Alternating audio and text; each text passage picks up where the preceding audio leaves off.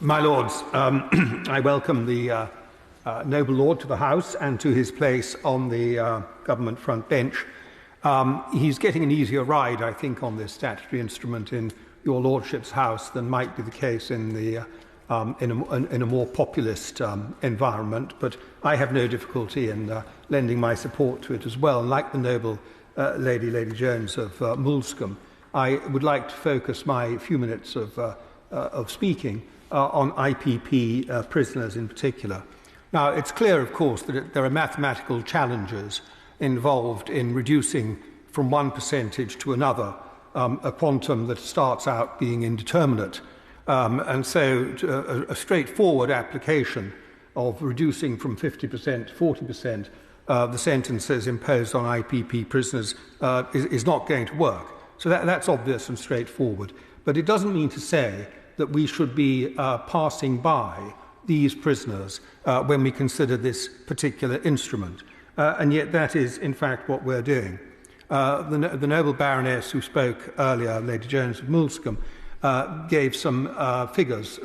Your Lordship's House is familiar with this scandal. And she described not only the mental health, not only the numbers, but also the mental health issues that people are suffering. I'd add only two things to that. She didn't mention, and I'm sure she would have done had she gone on, she didn't mention the mental health problems that are caused to the families of IPP prisoners. They are serious, they are persistent, they have gone on in many cases for years.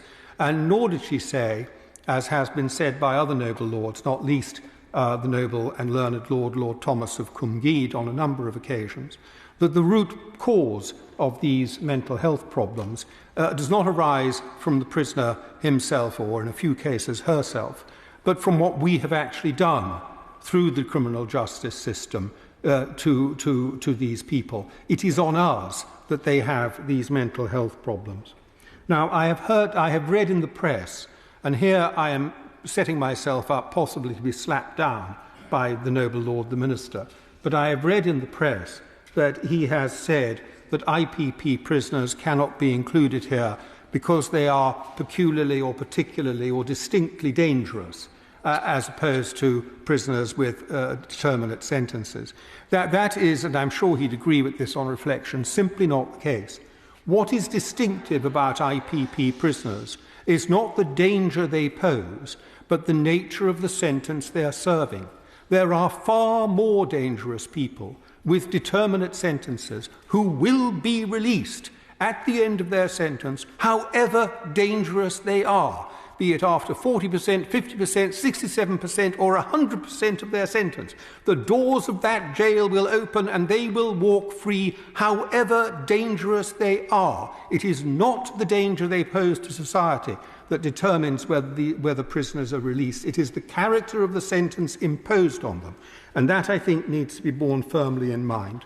Now, with that in mind, I have three questions to put to the noble Lord the Minister, and I fully understand, of course, if he's not able to answer them today, and if he's not able, I'm sure he'll want to take the opportunity to write. But the first is, will he, and this is crucial, will he confirm that the implementation of the IPP action plan remains a top government priority and a priority in his department, and that this has been communicated to officials? Because this is absolutely crucial. If the IPP action plan is to be carried forward and have effect, it has to be understood that ministers are totally behind it, as I think the noble Lord would acknowledge the last set of ministers were totally behind it before they left office. The second question is, can he give any indication as to when the government is going to bring into effect those parts of the Victims and Prisoners Act that was passed just before dissolution that relate to the licence conditions of IPPs and the term that they must serve on licence before the sentence is discharged, and the matters related to executive release by the Lord Chancellor and so forth, all of those elements that were agreed and passed in the Victims and Prisoners Act relating to IPP prisoners just a matter of weeks ago.